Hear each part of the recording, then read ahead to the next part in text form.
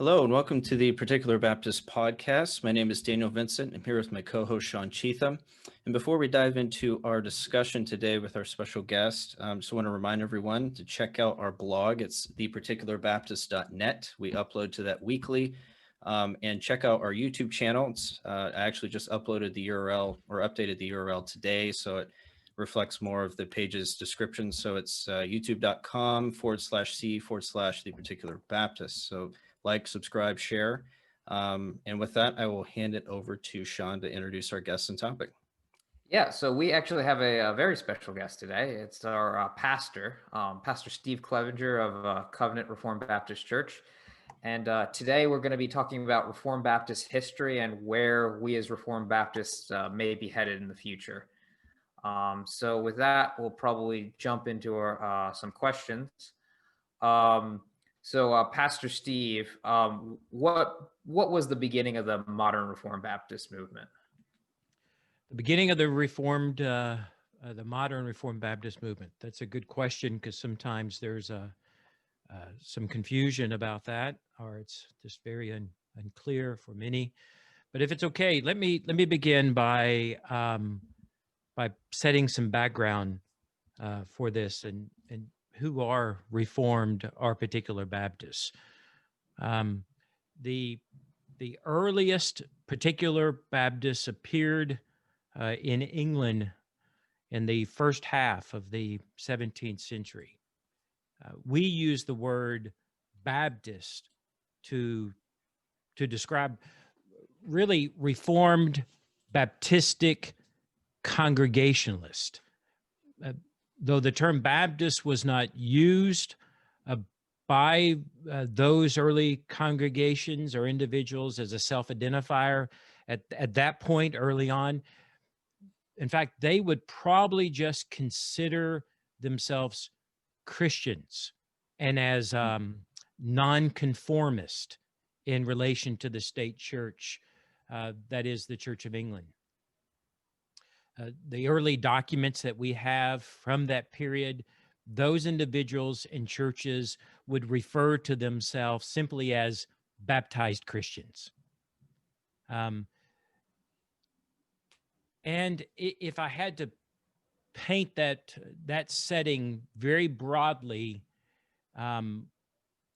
they were basically individuals and churches of the congregational persuasion who begin to question infant baptism. That would be the beginning of what we would know as the early Particular Baptists, as we would call them in the 17th century.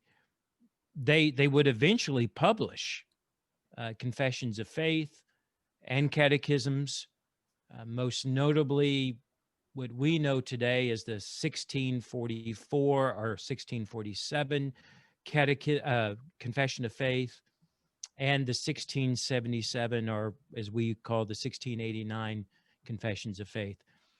And with those documents, we can see that that they were in the mainstream Puritan, in the sense that they understood themselves as part of the continual progress of Protestant Reformation, and that the scriptures, the Bible, was to determine the doctrine, the worship, and the life of the church. They were, from those documents, we know they were Calvinistic in their soteriology. And as that theology develops, and we see it in those confessions, we see they're not only Calvinistic, as we would say, in the way of soteriology, they were covenantal and congregational.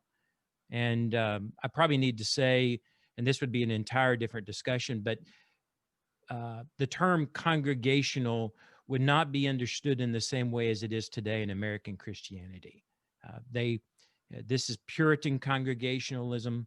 They had the biblical office of elder, and their congregations would usually have a plurality of elders. But in those ways, they were very much in the main Reformed and Puritan with some modifications, with some modification to their covenant theology. And those modifications to their covenant theology would lead to their understanding of the church, their ecclesiology, would set it apart. And so this result would be this would result in a firm belief in a confessing or believers church, accompanied with believers baptism, or as we like to say today, credo baptism. The language that they would use, that we find in their writings, the language that they would use or that would develop would be a visible church made up of visible saints, is how they would define it. So they're setting themselves apart from the church being made, or its membership being synonymous with everyone that lived in a region, like in a parish, like a parish church. They believed that the scriptures taught that there was to be a visible church made up of visible saints, those that confessed faith and gave evidence of new life in Jesus Christ. The particular Baptists did hold to a view of the church Catholic or universal. However, their attention was primarily on the local visible congregation.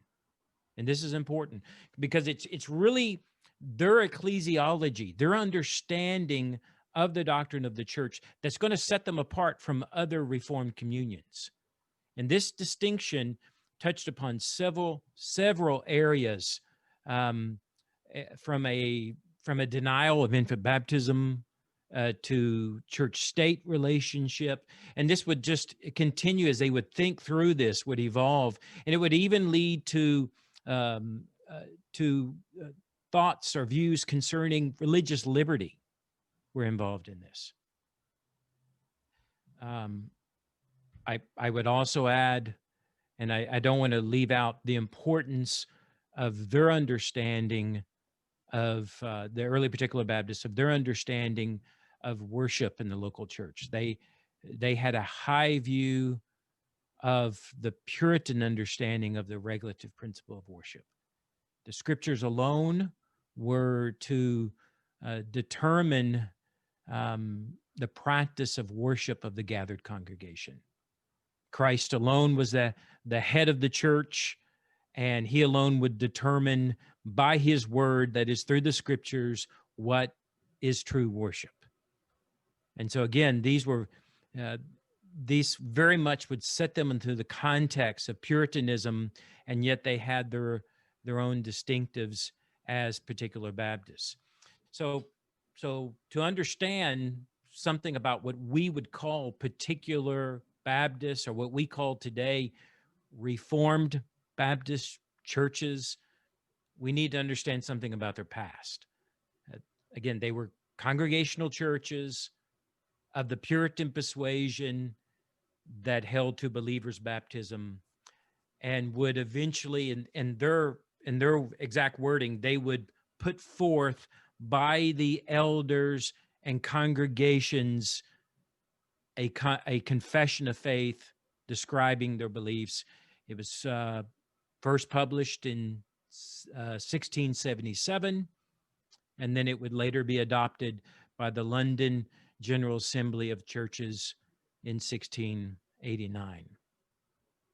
And it would be that document that would begin to, as we look back now, and as church historians would say, as they look back to see the beginnings of what we would call particular Baptists, or today Reformed Baptists, those would be their early beginnings. So there's some differences back there, and the waters can get murky at times, but that's the basic broad understanding of what where they came from. And one more thing I would add is that the documents that they would use, again, to put emphasis upon the influence of the Reformation and of Puritanism, on these early particular Baptists.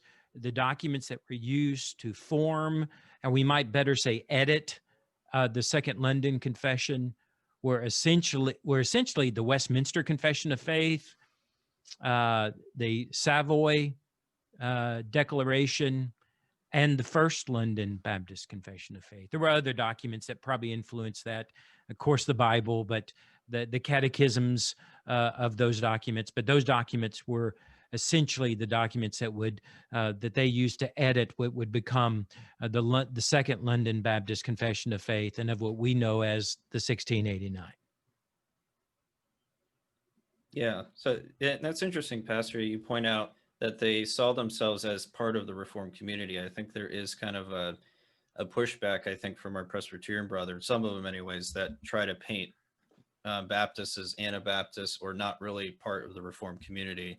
But with regards to the core doctrines of Protestantism, they held to those, faith alone, grace alone, glory to God alone, with regards to salvation, and a strong view of the local church, which was part of Protestantism, away from this universal church that seemed to dictate how people were to believe and act.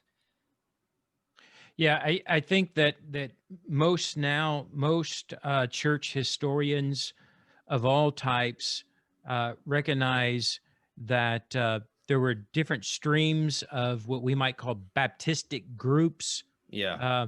But that which we know as particular Baptists, Reformed Baptists today, were not from the Anabaptist stream on the continent, but came out of separatism, are the dissenters of during the English Reformation. They were Congregationalists that came to Baptistic beliefs over a period of time. Yeah, and when you look at Anabaptist history as well, you see such a sharp deviation from Orthodoxy. Some of them going towards kind of a Pentecostal mindset with spiritual gifts. Some of them outright denying the Trinity. So yeah, I mean, to equate the two, I think is really historical error. Yeah. Yep. Along with what you guys are, what were some of the questions that you were asking me beforehand about the beginnings of the modern Reformed Baptist movement, but especially as we speak of North America.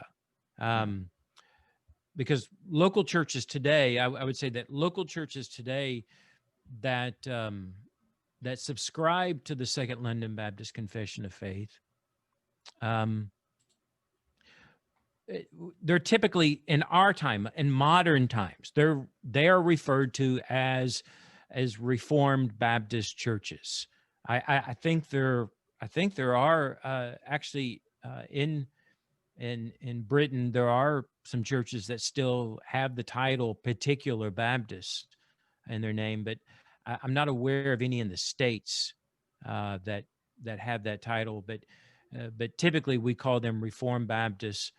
And what's interesting is that Reformed Baptists, in a modern sense, use that term to describe or to identify themselves with those 17th century congregations, especially those who subscribe to the Second London Baptist Confession of Faith. So it is in the modern sense, it is synonymous with Particular Baptists. To say Particular Baptist is to mean Reformed Baptists and vice versa. But what's interesting is it appears that the name Reformed Baptist began to be used by the Presbyterians to describe those Calvinistic Baptists who were attending Westminster Seminary in Philadelphia in the late 1950s and early 1960s.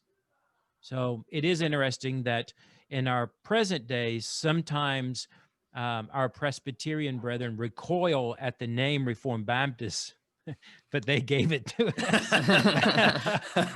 It appears that that's where the name came from, is they would describe Baptists attending Westminster Seminary in Philadelphia. I'm definitely gonna have to remember that one the next time I encounter someone trying to say that Baptists can't be reformed.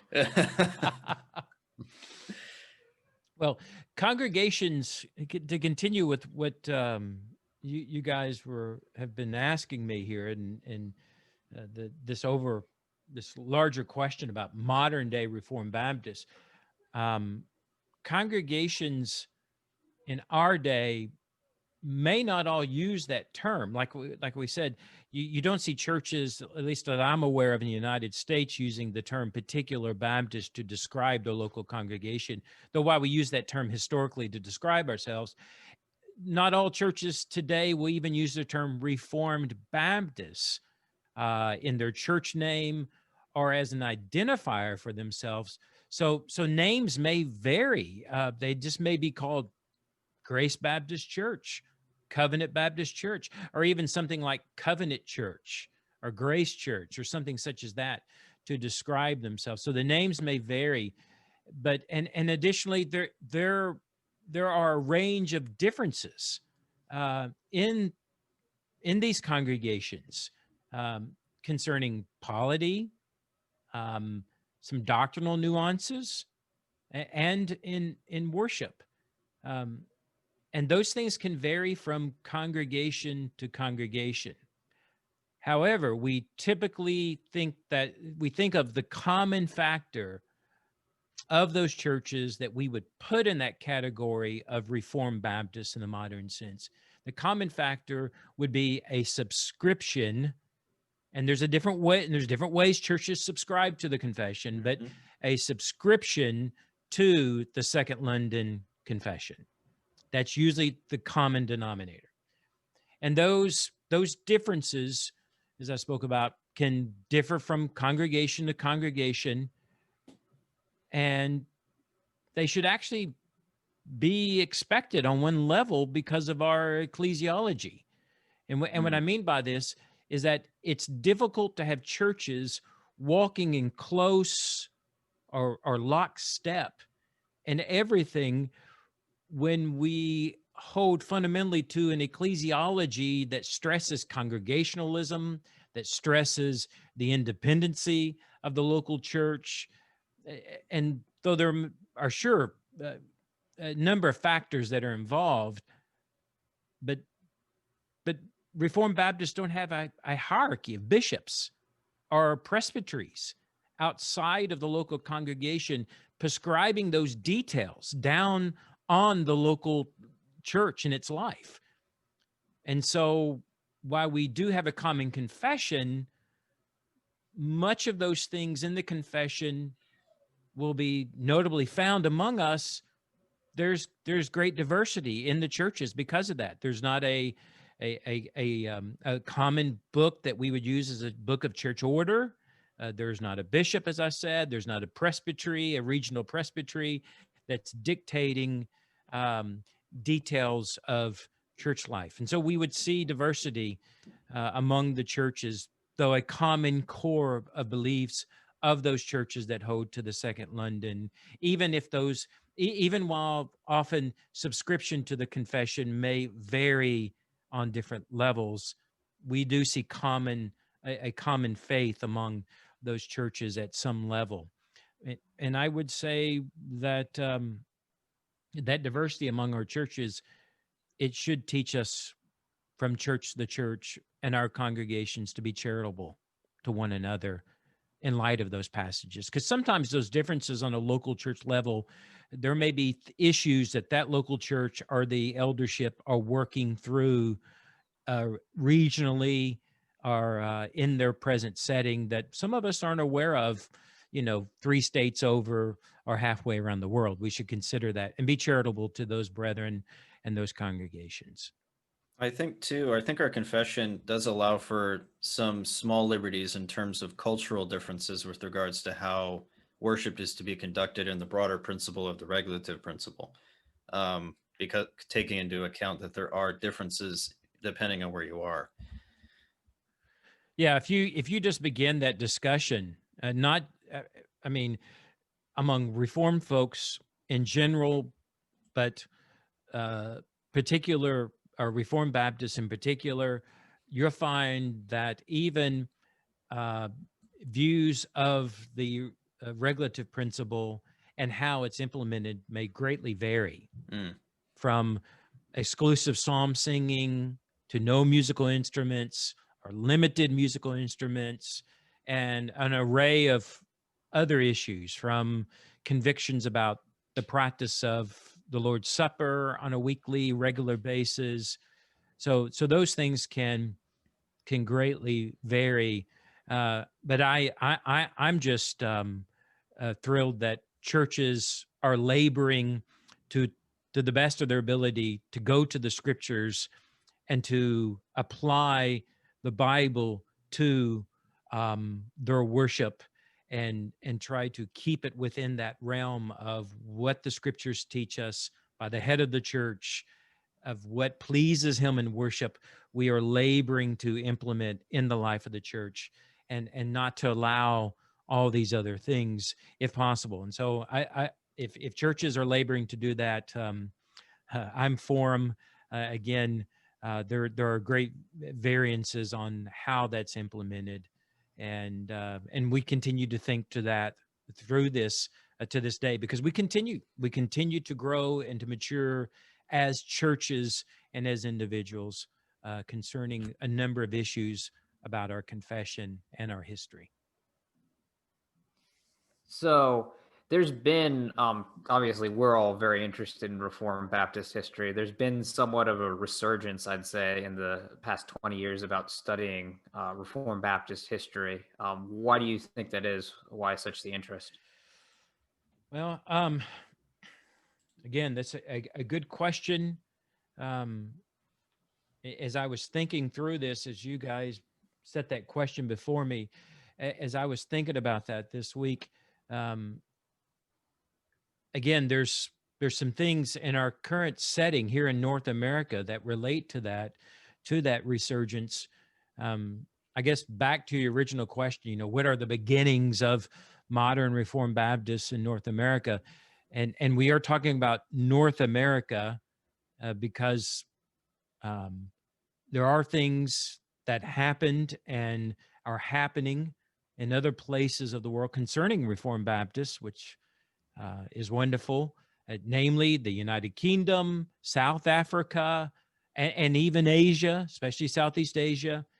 We see much happening concerning Reformed Baptist churches.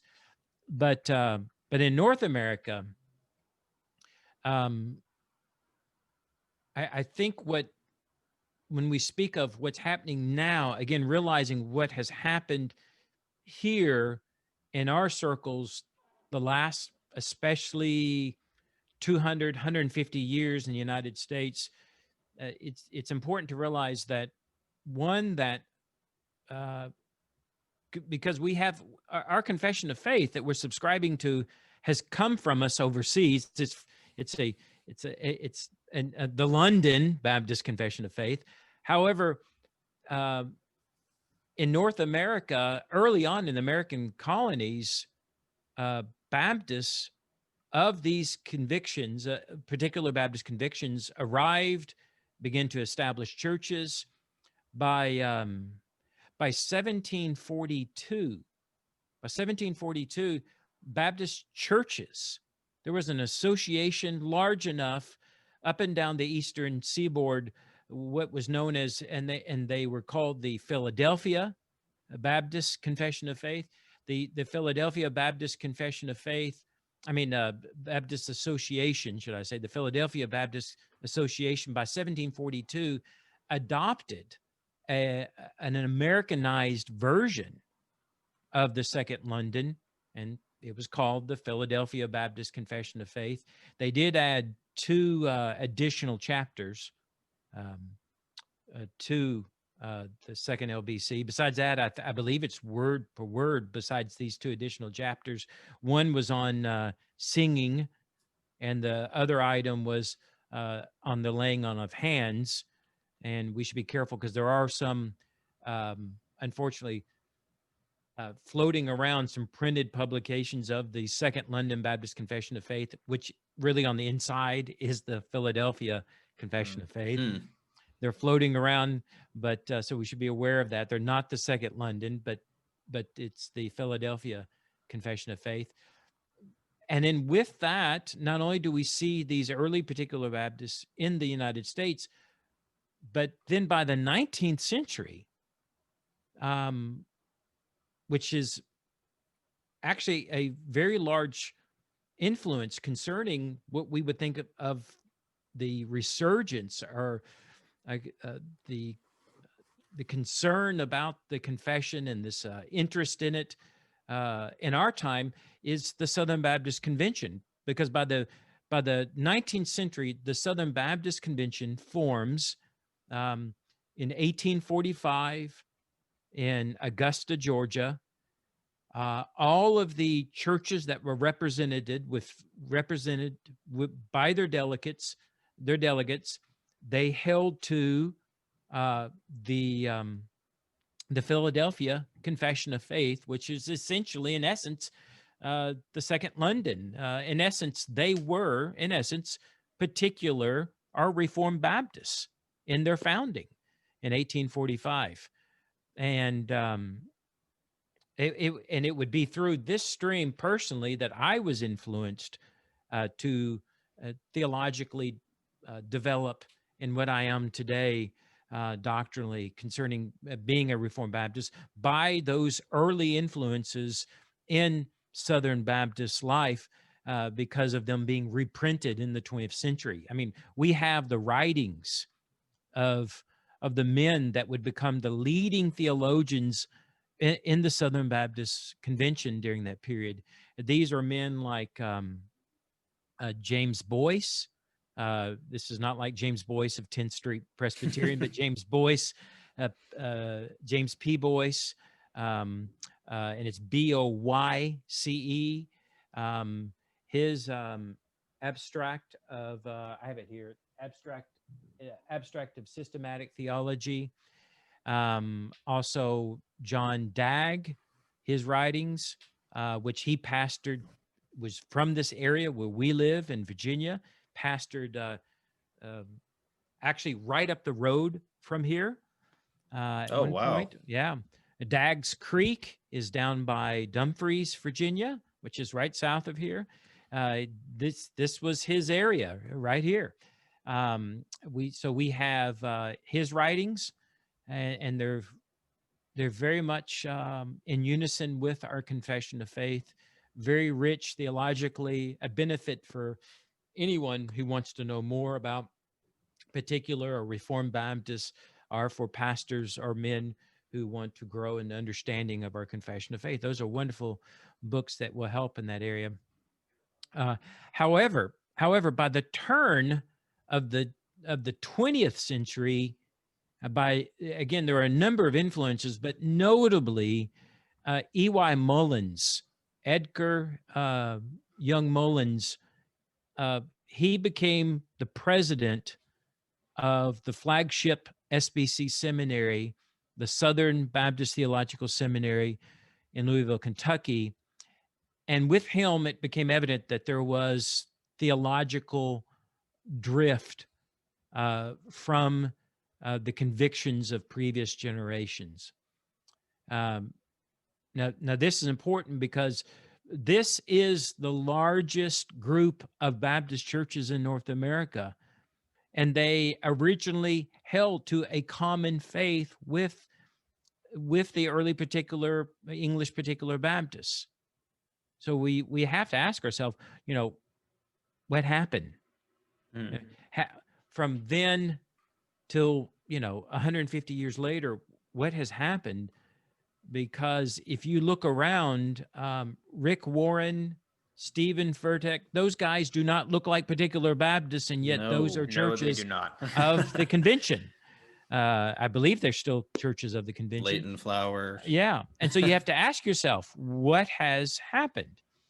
And again, I want to be careful. There are very good, sound churches within the convention, and yet there's this broad diversity that's greater than diversity I was talking about earlier, from men that would hold to doctrine that is considered just broad Christian Orthodox doctrine that those men would hold to that's considered aberrant or even heretical, aberrant at best.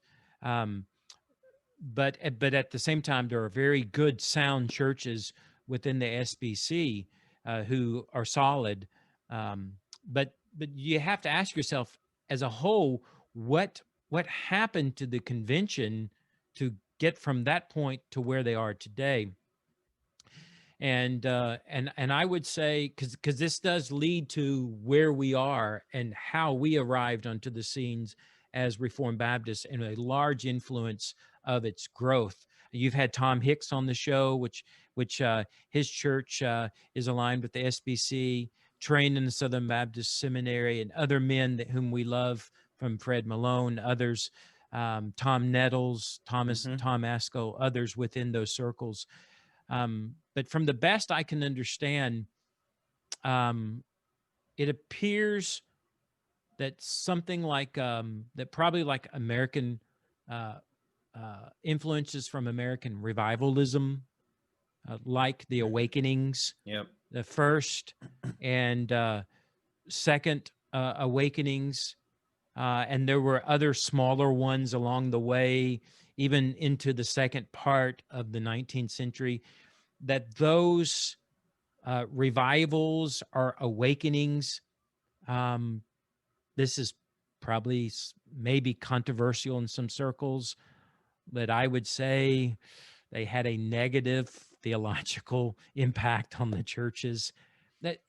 And I'm willing to say, yes, there may have been deadness in a number of the churches, that there were some problems that were there. There needed to be a breath of life in them. But in general, the awakenings, I'm convinced, had a negative impact theologically on the churches. Again, that would be a discussion for another time of how and what that was. But so there was the influence of the awakenings and revivalism. Again, as we're moving from the 19th into the 20th century with these influences, there was at the beginning of the 20th century the influence of modernism, that is liberal Christianity with its criticism of the Bible and criticism of the fundamental doctrines, comes onto the scene at this time. In Presbyterian circles, we see a reaction by Machen to this, in a very positive way. In Baptist circles, many of the Baptists would move toward, unfortunately, a narrowing. They would a narrowing of the definition of the faith, and it would be known as the fundamentals. Become fundamentalist, the fundamentals, and frankly, because of that, and that reaction, it appears that large confessions of faith became out of vogue. Everything, rather than focusing on this large document, we're going to focus on holding the line on these fundamentals, which end up being basically, if I recall correctly, it was 5 fundamentals they would hold to, and hold up and emphasize: inerrancy of Scripture, the virgin birth, the person of Christ, the atoning death of Jesus, and the resurrection. And so things became narrowed. That happened, which also would have an influence for the next 100 years, even to this day, upon evangelicalism, with having smaller. I think that led to having these smaller postage stamp sized confessions or statements of faith with like 10 sentences. Because of that, I just don't think it ever really grew out of that, if that makes sense. And all of those events, from the awakenings, and then what would result in, out of those awakenings, this term revivalism and modernism, the fundamentalist movement, all of those things, like a storm, would lead to the erosion of doctrinal integrity of the previous generations in the SBC and in American Christianity in general, and a push against larger confessions of faith. Mm. And along with those factors alone, then by World War II, right after World War II, you begin to have the influence of the church growth movement. And the church growth movement would continue to erode doctrinal integrity of the churches because they want the church to be as broad as possible, again, to erode, downplay doctrinal convictions. And then with that would also begin to play with an understanding of the worship of the church, and what would happen on Sunday morning. It would become more of an event, very entertainment oriented, to gather the masses and the crowds. And so that would, all of these factors to get together, would begin to have a destructive influence on American evangelicalism and upon Baptist churches, and it would lead to the loss of what I believe would be our heritage and doctrinal convictions of the past. So all of this to say that by the mid 20th century, by the mid 20th century, by the grace of God, there would be men and churches that would begin to learn anew the doctrines of the past, that would begin to recover the confessions of the Reformation, notably in our case, the Second London Baptist Confession of Faith of 1689. And that recovery would begin by the mid 20th century. It will be and continues to be a long and slow process of recovery and retrieval. It continues to our present day. And we have a long ways to go. We still have a long ways to go. So as each generation thinks we're making great progress, as we dig, as we read, as we continue to search deeply with the scriptures and our confession, we find that we still have a long ways to go.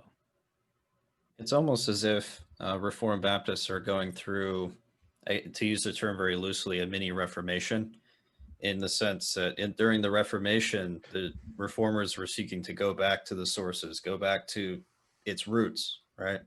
And I think we see the Reformed Baptist movement starting to do that. And more men are starting to come onto the scene. We see guys like Richard Barcellos, the Renahans, the Dolezals, going back to what these men wrote, the church fathers, and using that to influence how we view our confession and how we should be teaching theology.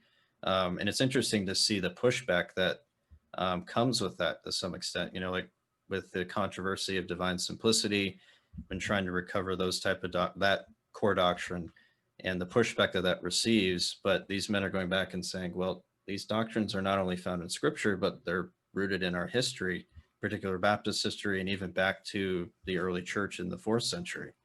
So, it's important to go back to these things so that we can see where it is we came from and how we can move forward. Very important. Yeah, I agree. We are seeing that happen, and it has been happening. We continue to see that happen. But tradition in the negative sense can be strong in men's demeanor, in their minds, in their hearts. Yep. Because just as the reformers, the expression ad fontes, back to the sources, as the reformers would go back to the scriptures and to the church in previous generations, and there would be a reformation. We see that that Rome would resist that, as it had developed certain traditions and theological convictions through the centuries. They were resistant to it. And we're seeing even in our time, even in Baptist circles, evangelical circles, a resistance because, in fact, these men make no shame of calling themselves traditionalist or tradition, and they will resist against going back to the sources, the Word of God, the beliefs of the church through the centuries, and gathering those things, reviewing those things, and by that we seeing a restoring, a reformation, a retrieval of theological integrity of our churches again. This seems to be the case every time that people resist that. So we learn that actually going forward, us moving forward, is by looking back and learning from the past. We move forward. It's very important that we understand that there's nothing new. Yeah. We learn from the past. It's very important. We should be humble about God's activity in the life of his church and among his people in the past, and learn from those things. Yet we continue to move forward, but we learn from the past. But above all, God's word. Well, thank you very much, Pastor Steve. This podcast, we've talked about where Reformed Baptists have been and where we are currently, and we'll pick up in another podcast where we think we're going. So thank you very much for being our guest today, Pastor. Thank you. Thank you, Thank you for Pastor. having me. Thank you for having me. And we'll see you tomorrow, Lord willing. Yes. Yes. All right. Bye-bye. Thank you. Thank you.